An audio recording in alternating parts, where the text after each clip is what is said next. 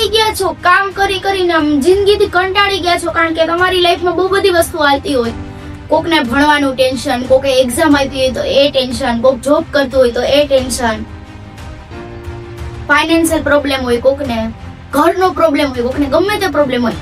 પણ જો તમે આ માઇન્ડ રિલેક્સ વિડીયો અમારો જોશો ને તો એકદમ તમારી કંટાળો નહીં આવે, બધું તમારું સોલ્વ થઈ જશે.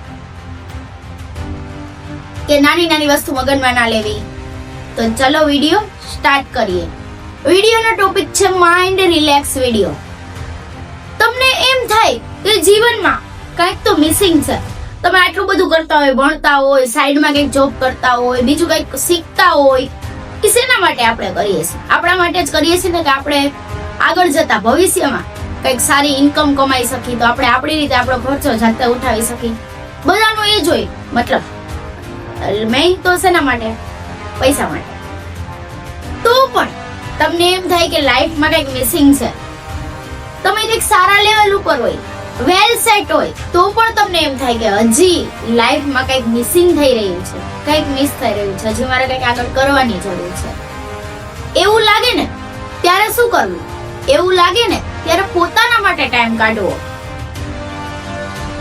તમે જોબ કરીને કંટાળી ગયા, તમે સ્ટડી કરીને કંટાળી ગયા, તમે ઘરના બધા નાની નાની વાતના પ્રોબ્લેમ્સ થી કંટાળી ગયા, તો તમારે છે ને એક જગ્યાએ મંદિરમાં જઈને બેસી જવાનું, કા ભગવાનનું નામ લેવાનું, અને કા પછી તમારે પોતાના વિશે કંઈક સાઈડમાં ક્યાંક જઈને પોતાના વિશે કંઈક વિચારવાનું.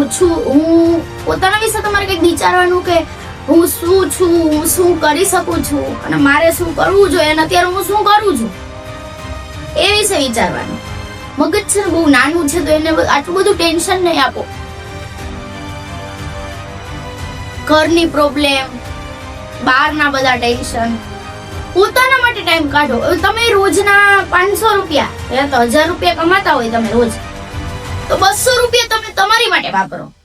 તમને જેમાં ખુશી મળે છે ને એમાં તમે વાપરો. જો તમને કપડા લેવામાં ખુશી મળતી હોય તો તમે એમાં વાપરો, તો તમને છે ને જિંદગી જીવવાની, લાઈફ જીવવાની મજા આવશે. તમે આમ કામ જ કરી રાખશો તો તમને મજા નહીં આવે, કારણ કે તમને એમ થશે કે હું કમાઉં છું, એ તો પૈસા તો વપરાઈ જાય છે, તો તમને ખુશી નહીં મળે. પણ જો તમને ગમતું કંઈક કરશો નહીં પૈસામાંથી, તો તમને ખુશી મળશે, આનંદ મળશે. નવા કપડા લઈને ક્યાંક જાશો, પહેરશો, તો તમને એમ થાય મેં તો નવા કપડા પહેર્યા, જો કેવું મસ્ત લાગો છું, તો તમને એમ થશે આજ કેવું મસ્ત લાગુ છું, કેવું મસ્ત લાગુ છું, એમ થશે. તો તમારા માટે તમે 1000 રૂપિયા કમાતા હોય તો 200 રૂપિયા તમારા માટે વાપરો, અને તમે રોજના 300 રૂપિયા કમાતા હોય ને તો 100 રૂપિયા તમારે ખુશી માટે વાપરો, જેનાથી તમને ખુશી મળે છે. ખાવાથી ખુશી મળતી ને તો ખાઓ સારું, જેમ કે મને પીઝા ને બર્ગર ને ચીઝ વાળું બધું. અને તમે પૈસા કમાવ છો છતાં પણ તમને ખુશી નથી મળતી. કમાવ છો પણ ખુશી નથી મળતી, તો એવા પૈસા શું કામના? તમે જિંદગી જીવો છો પણ તમારી જિંદગીમાં કઈ ઇન્ટરેસ્ટ નથી, ધરાથી જીવો છો, તો એવું ના કરો. તો તમે લાઈફ જીવવાની મજા આવશે એમ. નકર તમે આખો દી સેડ જ રહેશો, દુખી રહેશો. દુઃખનું કારણ કઈ ના હોય. શું કારણો? દુઃખનું કારણ શું હોય? પૈસા ઓછા છે, પગાર ઓછો છે, તો હું કેવી રીતના રહું, એવું થતું હોય. આટલા પગારમાં હું શું કરું, એવું થતું હોય, જેવું મને થાય છે.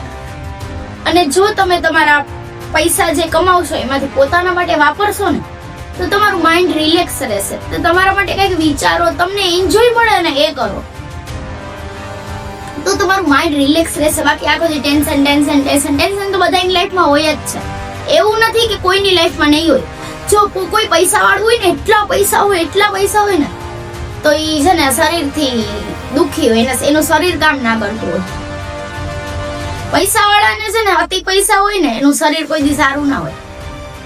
બધાનું એવું નથી હોતું, પણ મોસ્ટ ઓફ નું કહું, અતિ પૈસા વાળા પણ દુખી જ છે. એટલે તમે એવું ના વિચારો કે અમે પૈસા નથી તો જ આપણે દુખી છીએ, એવું નથી. મારો કહેવાનો મતલબ એમ જ છે કે તમે તમારી માટે ટાઈમ કાઢો. આખો દી કામ ન કરો, તમારું માઇન્ડ રિલેક્સ થઈ જશે એનાથી. બહુ ટેન્શન નહીં લેવાનું યાર. લાઈફમાં બહુ બધી પ્રોબ્લેમ છે તો ઠીક છે, બધાને હોય, પણ આટલું બધું મગજમાં લોડ નહીં લેવાનો. હું પણ લઉં છું, પણ તો પણ હું તમને કહું છું. અને દિવસમાં ઓછામાં ઓછું 30 મિનિટ મોબાઈલ થી દૂર રહ્યો. તો તમે કંઈક નેક્સ્ટ લેવલનું વિચારી શકશો. પણ જો જ્યારે ફ્રી હોય ત્યારે મોબાઈલ રીલ સ્ક્રોલ કર્યા રાખો તો તમને છે ને કઈ વિચાર જ નહીં આવે. કારણ કે ફ્રી ટાઈમમાં તો તમે મોબાઈલ જ છે. મોબાઈલ મૂકો તો તમને એને કઈક વિચાર આવે. તમારું જીવન તમારું છે તો બીજા સાથે સરખામણી ન કરો. નકારાત્મક વિચારથી દૂર રહ્યો. ઓલી કહેવત છે ને કે કોઈના બંગલા જોઈને આપણા ઝૂંપડા પાડી ના નખાય. એટલે તમે એના કોઈનું ઊંચા લેવલનું તમે વિચારતા હોય તો ઓલો આમ ઓલી આમ તો થઈ જશે. એટલું બધું નહીં, લોડ નહીં લેવાનું, થઈ જશે. મહેનત કરો તો બધું થશે. બાકી ઘરે બેઠા બેઠા એમ કહેશો કે ક્યારે થશે તો નહીં થાય. જે મહેનત કરે ને એને ભગવાન સાથ આપે છે. તો બસ મહેનત ચાલુ રાખો, થઈ જશે. થોડુંક મોડું થશે પણ થઈ જશે. લાગશે વાહ પણ આવશે મજા. તો આજના વિડીયોમાં બસ આટલું જ. માઇન્ડ રિલેક્સ રાખો, બહુ ટેન્શન ના લ્યો અને મારા મોટિવેશન વિડીયો જોતા રહ્યો. તો ચલો મળીએ આવા નવા મોટિવેશન વિડીયો સાથે. ત્યાં સુધી બાય બાય, ટેક કેર, જય શ્રી કૃષ્ણ, રાધે રાધે.